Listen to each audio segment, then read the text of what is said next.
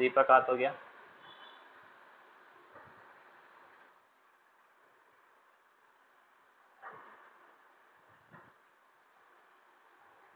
दीपक यार तुम भी नहीं जा रहे राजस्थान इस बारी, क्या बात है?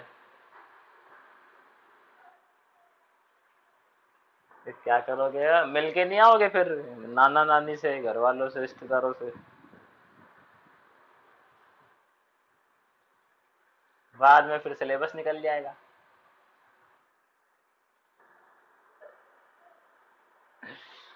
है, बड़ी समस्या है यार दीपक।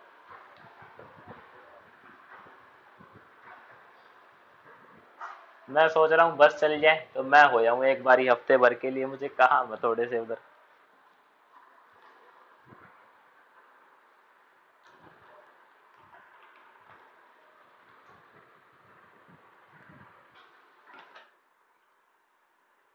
अरे वो गहलोत ने वो भी तो कर दिया यार, कोविड अगर एक हफ्ते से कम के लिए आते हो तो टेस्ट करवा के आना पड़ेगा कोरोना का।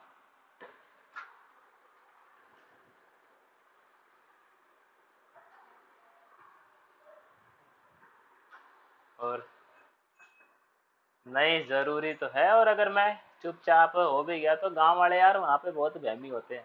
वो कहेंगे दिल्ली से आया छोरा, मारो और कोरोना करके जाओ गए हो। परमाणु बम से कम नहीं समझेंगे भाई साहब इस टाइम। गाँव चले गए ना अगर, वैसे ट्रीट करेंगे जैसे अनटचेबल हो आप। कहेंगे भाई दूर रहे, हमारे घर मत आइयो।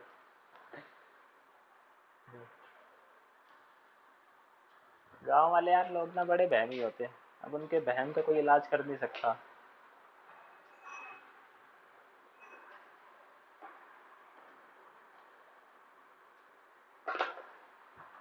तो देखो स्टार्ट करते हैं। और जो सुबह की क्लास ले रहे थे उनके लिए थोड़ा सा रिपीट, मतलब नया टॉपिक है। और शाम वालों को मैंने करवा दिया था क्वेश्चन, वो ग्राफ कन्वर्जन वाला। तो वही करवाना है मेरे को। तनिषा प्रियंका कहाँ रह गई? ये बहुत सारे बच्चे नहीं आए आज। ये पांचाल भी गायब है।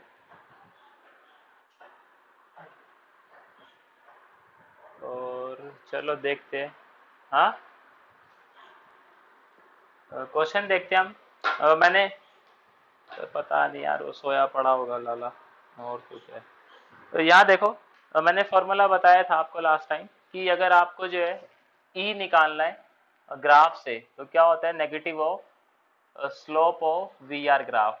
ये मैंने फॉर्मूला आप लोगों को करवाया था, वी आर ग्राफ। तो इसी पे जो है क्वेश्चन है, हमें ग्राफ को कन्वर्ट करना है।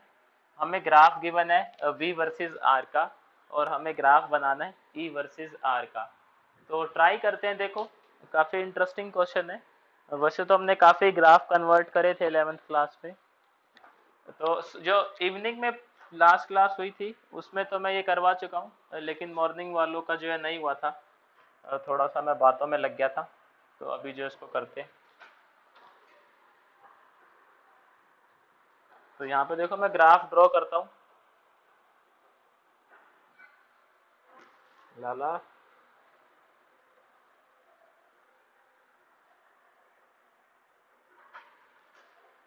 ओ लाला, क्या हाल चाल? क्या तुम्हारे बिना चालू कर सकता हूँ मैं, बताओ? लाला पिछली बारी तुम सुबह आए थे शाम को आए थे?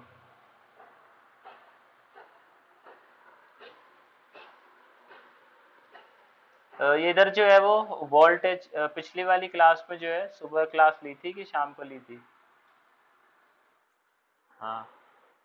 हाँ तो फिर ये रिपीट होगा। अब शांति रखना थोड़ी देर।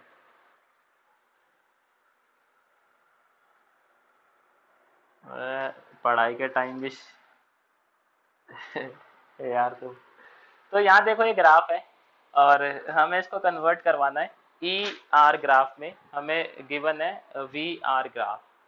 तो इसको कन्वर्ट जो अपन उसी फॉर्मूले से करेंगे कि इलेक्ट्रिक फील्ड होती है minus slope of V R graph. सबसे पहले करने के लिए जो पूरा ग्राफ दिख रहा है आपको, इसको जो है हम छोटे छोटे सेक्शंस में डिवाइड करेंगे। कितने सेक्शंस में डिवाइड करेंगे कैसे मालूम चलता है? आप ये देखना कि ग्राफ जो है वो शेप कहाँ चेंज करता है। फॉर एग्जाम्पल ये ग्राफ यहाँ से चला चला चला, यहाँ तक इसकी जो शेप है वो सेम है। इसके बाद जो इसकी शेप है वो चेंज हो गई है, तो आपको यहाँ पे मतलब यहाँ तक इसको डिवाइड करना है एक जोन के अंदर। तो मैं इसको नाम दे देता हूँ फर्स्ट, कि अपना ये फर्स्ट एरिया है ग्राफ का। देन सेकंड जो है अपना 0 से 2 रहेगा, क्योंकि देखो यहाँ तक जो है वो शेप सेम है, उसके बाद शेप जो है वो चेंज हो रही है। यहाँ पे जो है अपना थर्ड आ जाएगा, और यहाँ जो है अपना ये फोर्थ आ जाएगा। तो इस ग्राफ के अंदर टोटल 4 हिस्से हैं जिनके लिए हमें इलेक्ट्रिक फील्ड की वैल्यू कैलकुलेट करनी है। तो सेकंड काम देखो, सबसे पहले तो आप क्या करोगे, ये ग्राफ के रीजन्स जो है आप मार्क कर दोगे।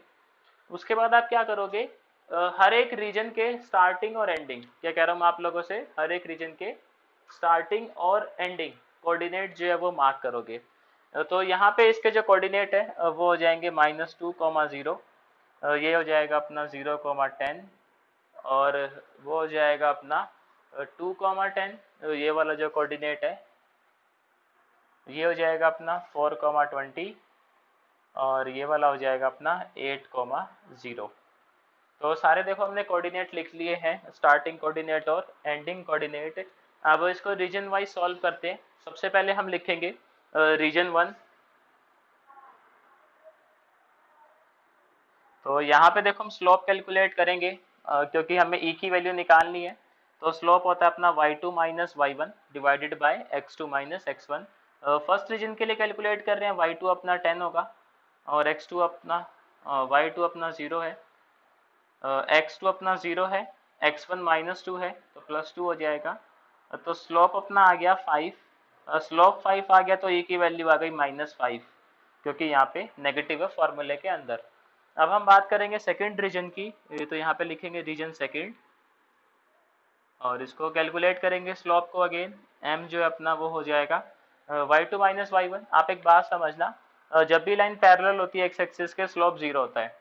दिल नहीं गवाही देता तो कोई बात नहीं, सॉल्व कर लेते हैं। y2 minus y1 divided by x2 minus x1, तो स्लोप जो है वो 0 आ गया। तो इलेक्ट्रिक फील्ड भी जो है वो 0 हो गई। अब 0 में कोई पॉजिटिव नेगेटिव तो होता नहीं। देन हम बात करेंगे थर्ड रीजन की।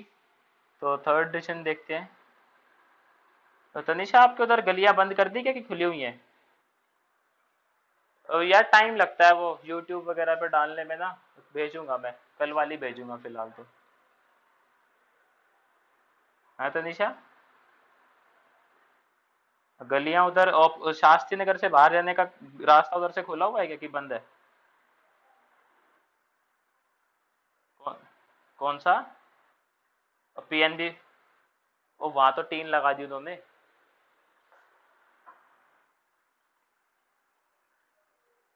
पीएनबी जिन्होंने देखा होगा, यहाँ शास्त्री नगर का ना एक एंट्रेंस है, पीएनबी बैंक था वहां पे पुराना, काफी बड़ा एंट्रेंस है।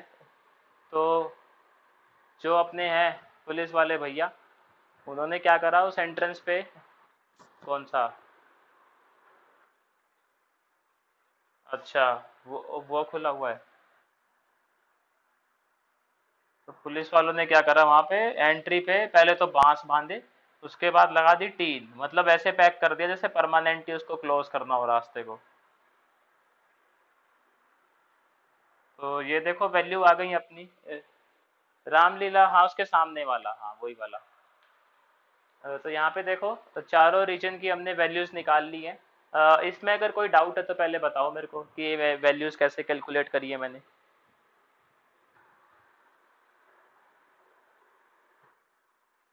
और ये आपने पिछली बारी सुबह वाली क्लास अटेंड करी थी, शाम वाली?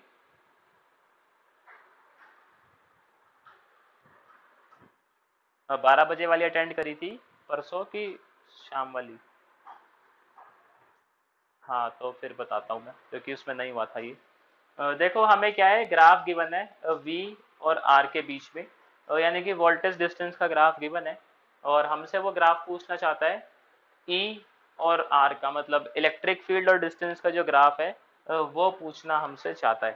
तो जब भी ऐसा क्वेश्चन आता है ग्राफ कन्वर्ट करने का, आपको ये फॉर्मूला याद रखना है। E क्या होता है, minus slope of VR graph. बड़ी देर देर में आ रहे बच्चे। तो यहाँ पे देखो हम इस ग्राफ को जो है पहले तो रीजन्स में बांटेंगे। आपको बांटना कैसे है, इसका रूल ये है कि आप देखो ग्राफ की शेप कहाँ पे चेंज होती है।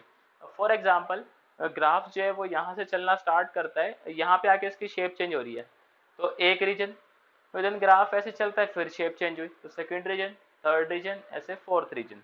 और ये अपना फर्स्ट टास्क ये होता है। सेकंड टास्क होता है हर एक रीजन के स्टार्टिंग और एंडिंग कोऑर्डिनेट को लिखना।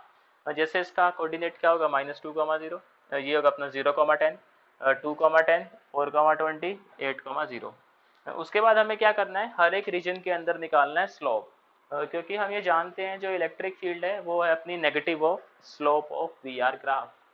तो स्लोप होता है अपना y2 minus y1 divided by x2 minus x1। एक देखो जरा, y2 यहाँ पे 10 है, अगर मैं फर्स्ट रीजन की बात करता हूँ, y1 अपना 0 है, x2 अपना 0 है, x1 अपना -2 है, तो माइनस माइनस जो है ये पॉजिटिव हो जाएगा, स्लोप आ गया 5, स्लोप 5 है, इलेक्ट्रिक फील्ड जो है वो माइनस है स्लोप का, तो इलेक्ट्रिक फील्ड अपनी -5 रहेगी। ऐसे करके मैंने क्या करा है, चारों रीजन्स के लिए स्लोप निकाल लिया और स्लोप से मैंने इलेक्ट्रिक फील्ड की वैल्यू लिख दी। एक बार इसको देख लो, आपको किसी में भी अगर ऐसा डाउट लग रहा है तो मेरे को बताओ। चारों में मैंने यही चीज करी है यहाँ पे,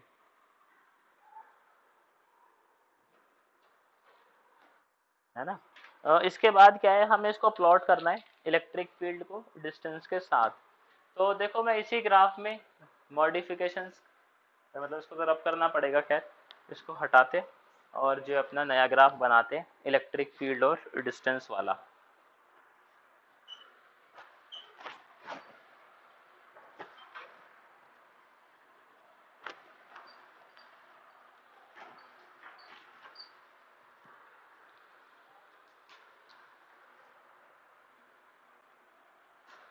तो मैं पहले डिवाइड कर लेता हूँ, -2 था मेरा, -2 से 0, और देन मेरा रीजन था 0 से 2, 2 से 4 और 4 से 8, ये मेरे रीजन थे। यहाँ पे जो है मैं इलेक्ट्रिक फील्ड लूंगा, इलेक्ट्रिक फील्ड ऐसा यूनिट न्यूटन पर कूलम में, और यहाँ पे मैं डिस्टेंस लूंगा वही अपना x, वो अपना ऐसा यूनिट यानी मीटर्स के अंदर। अब देखो -2 से 0 यानी कि पहले रीजन में इलेक्ट्रिक फील्ड कितनी है, -5, हम ऐसा मान के चलते हैं यहाँ पे -5 है और यहाँ पे जो है वो +5 है। तो अब देखो ग्राफ बनाते, तो 0 से 2 में इलेक्ट्रिक फील्ड कैसे अपनी -5 है, तो यहाँ पे जाएगी लाइन सीधी। उसके बाद सेकेंड रीजन के अंदर इलेक्ट्रिक फील्ड 0 है, उसके बाद थर्ड में कितनी है, -5, फोर्थ में कितनी है, +5।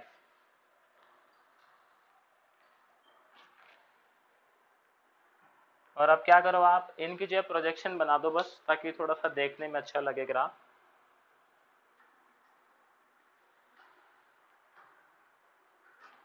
ये जो अपना इलेक्ट्रिक फील्ड और डिस्टेंस का ग्राफ बन गया है, जो हमने वैल्यूज निकाली है इस स्लोप वाले फॉर्मूले से। तो ग्राफ देखो, अगर कोई डाउट है तो बताओ मेरे को, मैं क्लियर करता हूँ फिर, या फिर आगे चले, है डाउट कोई? चलो कह रहे हो तो आगे चलते हैं। इसके बाद देखो मैं आपसे कुछ बातें करना पूछ मतलब पसंद करना चाहूँगा, डिफरेंशिएशन से रिलेटेड कुछ बातें हैं, मेरे को बताना। अगर मैं ऐसे लिखूं आपके सामने कि, हाँ हाँ रिकॉर्डिंग तो चालू ही है अपनी। किसने?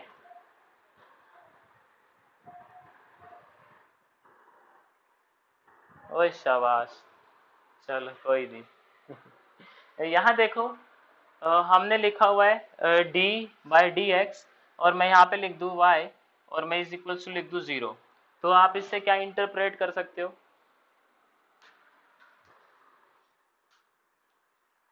हाँ देखो, हम इससे ये बात समझ सकते हैं कि जो अपना y है वो जरूर कांस्टेंट रहा होगा, और तभी जो उसका डेरिवेटिव है वो 0 आया है, अपनी प्रॉपर्टी डिफरेंशिएशन की। तो ना हम बात करेंगे अभी अपना potential due to thin spherical shell, तो वहाँ पे ये चीज़ काम आएगी। और जो है उसका ग्राफ भी देखना अपने को।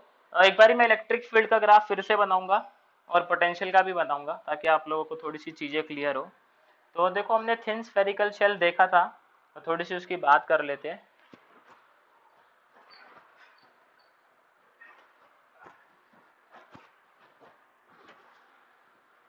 तो थिन स्फेरिकल शेल के केस में हमने 3 पॉइंट कंसीडर करे थे।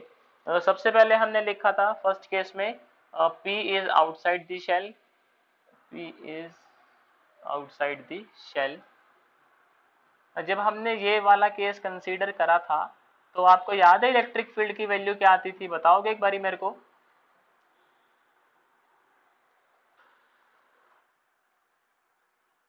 क्या चीज?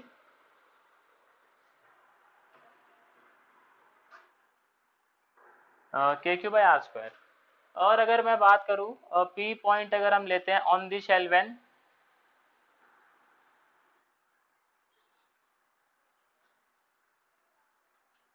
हाँ कैपिटल आर। और अगर अपन लेते हैं थर्ड पॉइंट जो अपना P point is inside the shell then, हाँ जब आर्यभट्ट हो जाती है।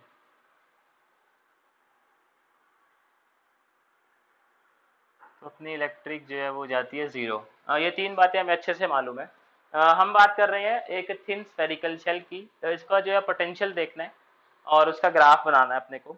तो मुझे एक बात बताओ, मैंने एक बात बताई होगी कि जब अपन पी पॉइंट आउटसाइड लेते हैं शेल से, तो क्या शेल जो है अपना पॉइंट चार्ज की तरह बिहेव करता है क्या? बताओ, करता है नहीं करता? करता है ना।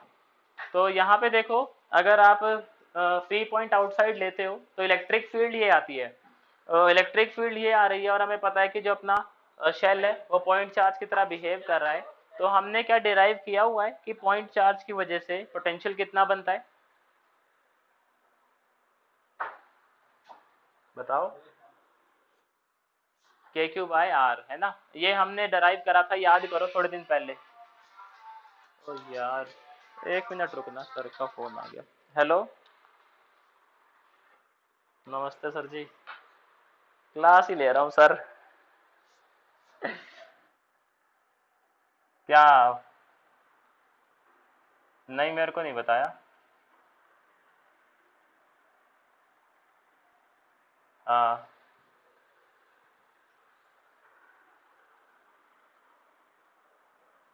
हाँ हाँ। हम्म हम्म हम्म। हाँ हाँ। हम्म। हाँ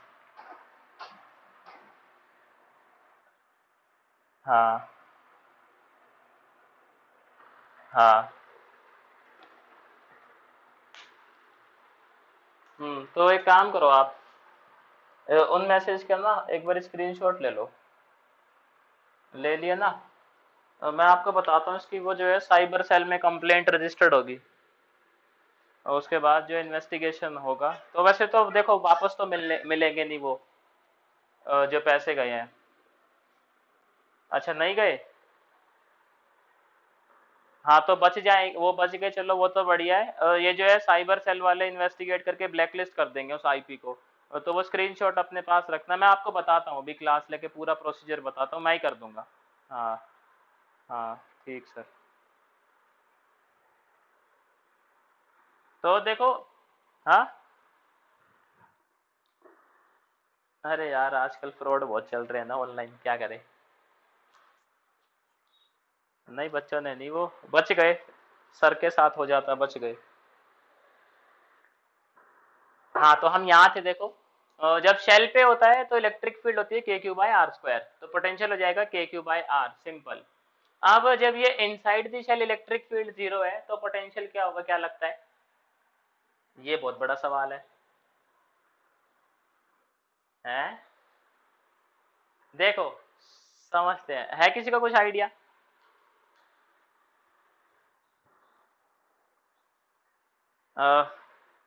बाकी भी देखते हैं, बताओ बताओ, आइडिया बताओ यार ऐसा।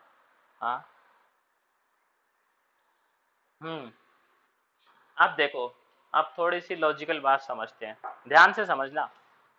बता, समझाने तो दो यार, तुम पहले ही बताओ। इधर देखो, हम ये बात जानते हैं, ई क्या होता है अपना, minus d V by d R. ये मैंने पढ़ाया भी आप लोगों को।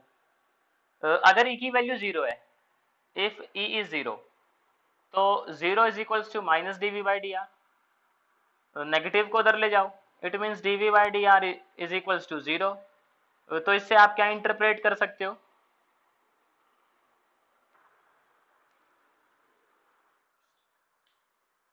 हाँ हाँ, कि v की वैल्यू कांस्टेंट है। हाँ, क्या 0 है? v 0 नहीं है, v क्या है अपना, कोई कांस्टेंट वैल्यू है, और वो किसके इक्वल होती है? वो इक्वल होती है इसके, के क्यू बाई आर के।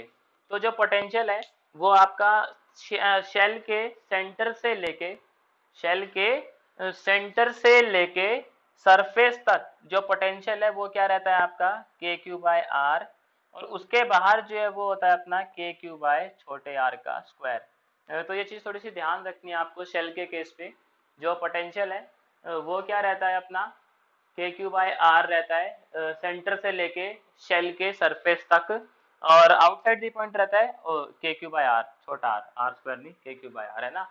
तो इस चीज का ध्यान रखेंगे, पेपर में कभी कभी आ जाता है कि आपका जो है सरफेस पे भी यही पोटेंशियल है और सेंटर पे कितना होगा, तो आपको लिखना है सेंटर पे जो है वो यही रहेगा अपना के क्यू बाय आर। आपसे ये नहीं पूछेगा वो, पेपर में कभी नहीं आता, बस अपने लिए है कि जो पोटेंशियल है सेंटर से लेके अपना सरफेस तक जो है वो कांस्टेंट रहता है, और उसकी वैल्यू रहती है के क्यू बाय आर, और सरफेस के बाहर अपना के क्यू बाय छोटा आर हो जाता है। तो इसका ग्राफ प्लॉट करना है एक बारी ना पोटेंशियल का, तो उसको ग्राफ को और देखते हैं जरा कि ग्राफ जो है वो कैसे आएगा। अब आप ये बात समझना, इसका डिफरेंशिएशन क्या 0 आएगा, पहले बताओ मेरे को, फिर ग्राफ की बात करता हूँ। लाला तुम्हारा जो है इलाज करवाना पड़ेगा। इसका डिफरेंशिएशन क्या 0 आएगा, बताओ। बाकी जनता क्या कहती है, आएगा 0? नहीं आएगा। क्यों नहीं आएगा, मेरा सवाल ये है। इस वाले का, इस वाले का, इसका डिफरेंशिएशन 0 आएगा क्या? अरे क्यों, मैं पूछ रहा हूँ 0 आएगा कि नहीं आएगा, है 0 है नहीं है वो नहीं पूछ रहा मैं, आएगा 0 बताओ।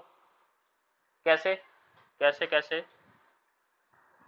हम्म, के कांस्टेंट, जो उसको चार्ज दिया वो कांस्टेंट, और बड़ा आर क्या होता है, रेडियस ऑफ द स्फीयर, वो भी कांस्टेंट। तो यहाँ पे तीनों बातें जो है वो कांस्टेंट है, तो v अपना कांस्टेंट हो गया, और कांस्टेंट का डेरिवेटिव 0, जो यहाँ पे हमने बात पढ़ी कि dv बाई डी आर अपना 0 है। यहाँ पे क्या इसका 0 आएगा डिफरेंशिएशन? नहीं।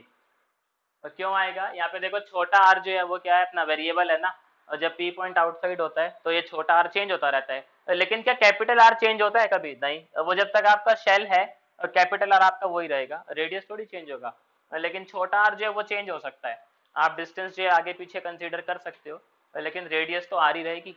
तो क्या ये पॉइंट समझ आया आप लोगों को?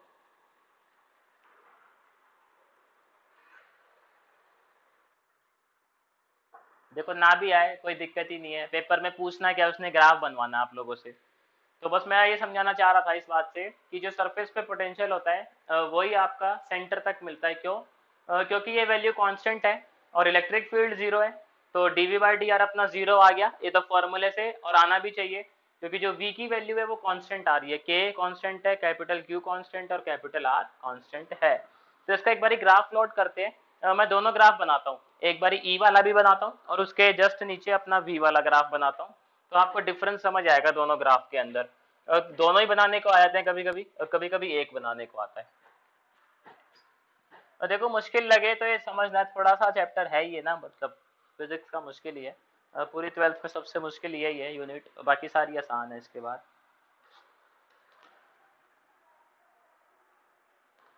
इसके बाद जो डिफिकल्टी लेवल है वो उसका है रे ऑप्टिक्स और वेव ऑप्टिक्स का।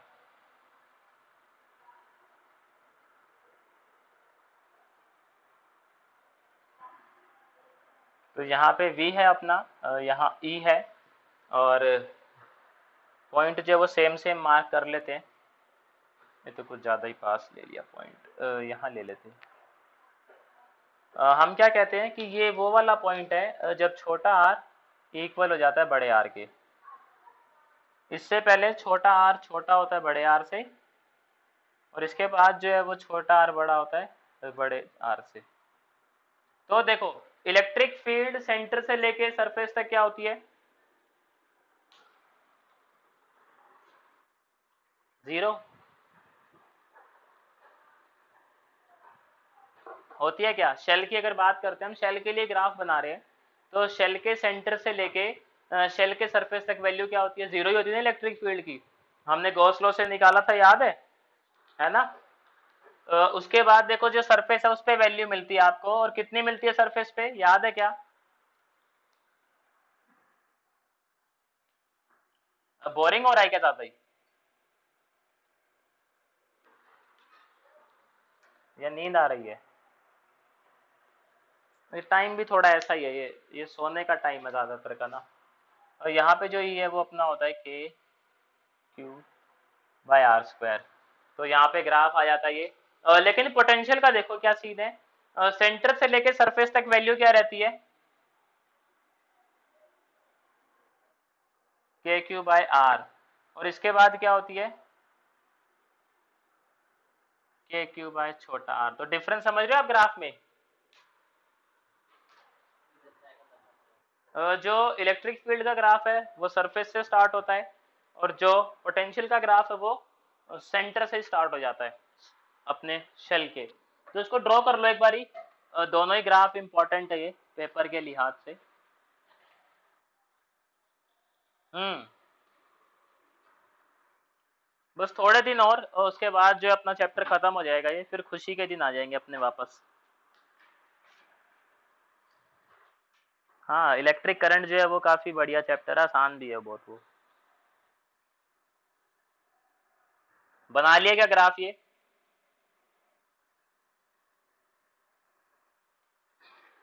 बनाओ बनाओ। क्या चीज? अरे यार ये राजपूत सर तुम छाप लो, एक बारी छाप लो इसको, छाप लो, मैं समझाता हूँ, समझाता हूँ, छाप लो, चाय पी लूँ मैं थोड़ी सी, छापो इसको जब तक। अरे यार लाला तुम फीस दोगे तो बिस्कुट आएंगे।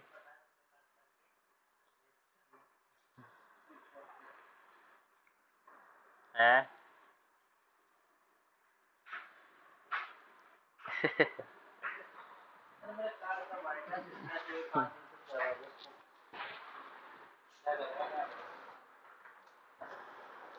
ऐसी तैसी? तुम्हें कौन सी क्लास से मैंने निकाला है बताओ? फिर तो निकाला तो नहीं ना, तुम्हारी ये देखो तुम्हारी पढ़ाई का नुकसान तो नहीं करा ना मैंने? फिर बता दो कभी फीस के चक्कर में किसी को निकाला हो तो मैंने? नहीं निकाला मैंने, कभी नहीं निकाला। फिर तो फोन आया होगा, वैसे मैंने निकाला थोड़ी है तुम्हें कभी क्लास से कि जाओ पहले फीस लेके आओ। मैंने तारीफ करी थी तुम्हारी। हाँ देखो पहले ये वाला ग्राफ समझना। जो शेल होता है ना, इलेक्ट्रिक फील्ड देखोगे तो सेंटर से जीरो मिलती है, कहाँ तक? सरफेस तक। सरफेस पे ये वाला पॉइंट होता है, सरफेस पे आपको मिलता है के क्यू बाय कैपिटल आर का स्क्वायर। तो यहाँ पे मैंने मार्क कर दिया।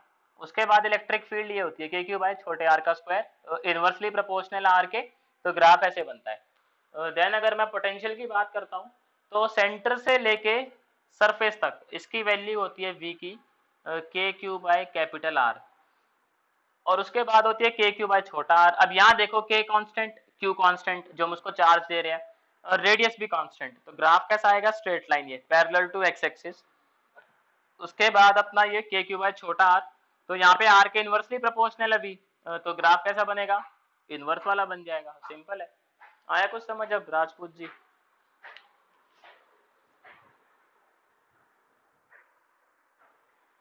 नहीं आया? चलो इसके बाद अपना नेक्स्ट टॉपिक है इक्वी पोटेंशियल सरफेस। इंपॉर्टेंट है काफी, पेपर में आता है, 3 नंबर के अंदर आता है वो भी। तो उसे देखते हैं इक्वी पोटेंशियल सरफेस होता क्या है। देखो इक्वी पोटेंशियल सरफेस आप उसको बोलते हो जिस पूरे सरफेस पे पोटेंशियल की वैल्यू सेम रहे। तो जैसे मैं बात करूँ आपको कि मेरे पास मान लो कोई ये कंडक्टर है, और इस पूरे कंडक्टर पे v की वैल्यू जो है वो कांस्टेंट है, मतलब चेंज नहीं होती है, तो हम बोलेंगे ये जो अपना सरफेस है ये कैसा सरफेस है, इक्वी पोटेंशियल सरफेस। तो इक्वी पोटेंशियल सरफेस की कुछ खास बातें हैं, अब वो हम समझते हैं। देखो हम इसको बोलेंगे इक्वी पोटेंशियल सरफेस अगर अपनी पोटेंशियल की वैल्यू कांस्टेंट है। सबसे पहले मैं ये पूछना चाहूंगा, वर्क डन का फॉर्मूला याद है कि आपको चार्ज की फॉर्म में क्या होता है? अरे शाबाश, वर्क डन का याद है किसी को? Very good, very good. Work done जो है, हाँ वर्क डन जो अपना वो होता है क्यू डेल्टा वी चार्ज के फॉर्म में अगर हम देखें तो। तो मुझे एक बात बताओ, ये जो इक्वी पोटेंशियल सरफेस है यहाँ पे डेल्टा वी की वैल्यू क्या होगी? जीरो, और कुछ वैल्यू? जीरो के अलावा कोई और आंसर?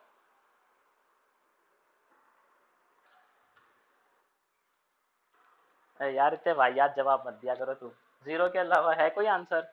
अच्छा जीरो के फेवर में कौन कौन है?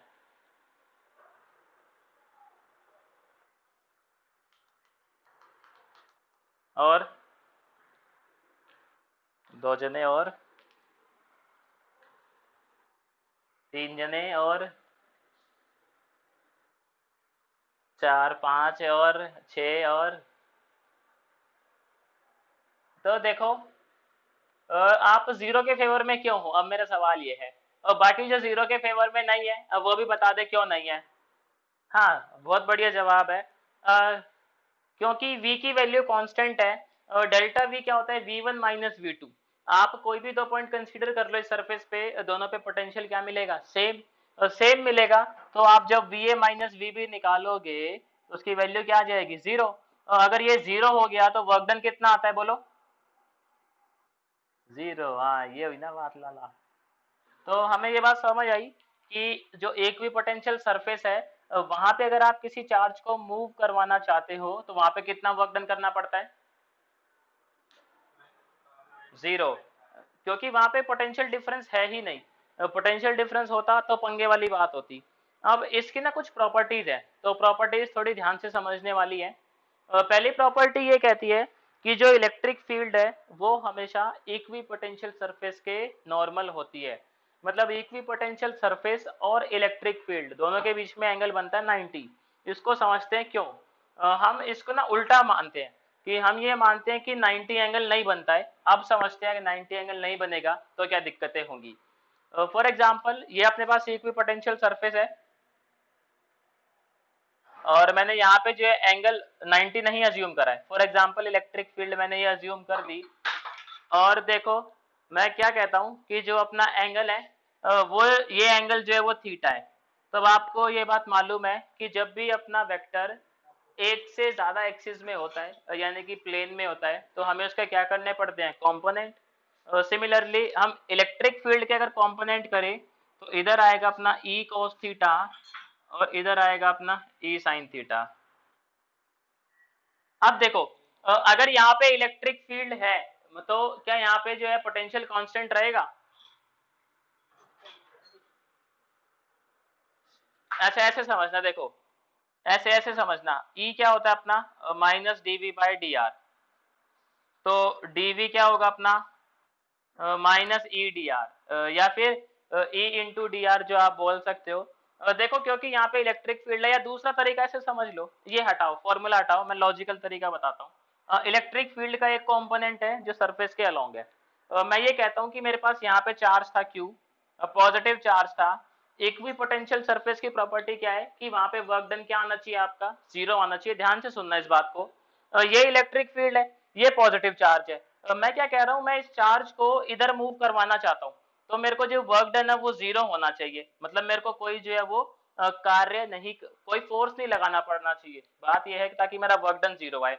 लेकिन इलेक्ट्रिक फील्ड अगर इधर है तो ये इलेक्ट्रिक फील्ड इस चार्ज पे फोर्स लगाएगी राइट हैंड साइड, और मैं उसको मूव करवाना चाहता हूँ लेफ्ट हैंड साइड। तो मुझे एक फोर्स लगाना पड़ेगा जो इलेक्ट्रिक फील्ड के ऑपोजिट होगा। फोर्स लगाना पड़ेगा अगर मुझे, तो वहां पे क्या वर्क डन जीरो आ पाएगा? नहीं, दोबारा समझना इस चीज को, देखो लॉजिकली समझाने की कोशिश कर रहा हूं मैं। थोड़ा सा मुश्किल है बट ध्यान से सीखोगे तो आ जाएगा। मैं क्या कह रहा हूँ कि इलेक्ट्रिक फील्ड हम ये मान लेते हैं परपेंडिकुलर है ही नहीं, किसी एंगल पे है, वो एंगल है थीटा। अब इसके कंपोनेंट करेंगे तो कोस वाला इधर आ गया, साइन वाला इधर आ गया। प्रॉपर्टी क्या है इक्विपोटेंशियल सरफेस की, वर्क डन 0 आना चाहिए, ये प्रॉपर्टी है, इसको हमें सेटिस्फाई करवाना है। तो मैं कहता हूँ एक चार्ज है मेरे पास पॉजिटिव क्यू, उसको मैं लेफ्ट हैंड साइड मूव करवाना चाहता हूँ। अब क्योंकि अगर ये इक्विपोटेंशियल सरफेस है तो वर्क डन 0 आना चाहिए। अब देखो क्या 0 आता है, हम ये चेक करते हैं। हम जब इसको इधर मूव करवाना चाहेंगे, electric field right hand side है, और इलेक्ट्रिक फील्ड पॉजिटिव चार्ज पे किस तरफ फोर्स लगाएगी, राइट हैंड साइड फोर्स लगाएगी।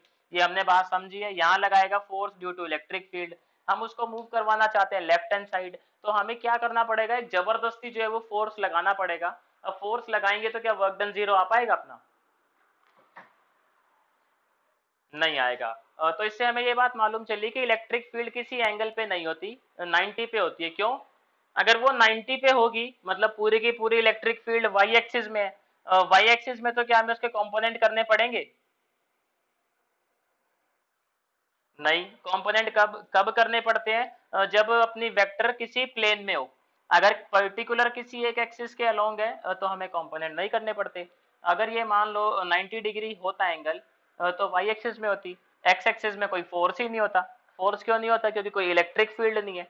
तो इससे हमें ये बात समझ आई कि जो इलेक्ट्रिक फील्ड है वो इक्विपोटेंशियल सरफेस के हमेशा नॉर्मल होती है। अभी बताओ किसी को डाउट है इसके अंदर, दोबारा बताऊंगा। हाँ, सबको समझ आ गया। हाँ बता देते देखो, शर्माया मत करो पूछने में ना यार ऐसे। दोबारा डायग्राम बनाते थोड़ा बढ़िया सा। हाँ, तो पूछता भी वही है जो फीस नहीं देता, आधे महीने के बाद फीस देता है मुझे।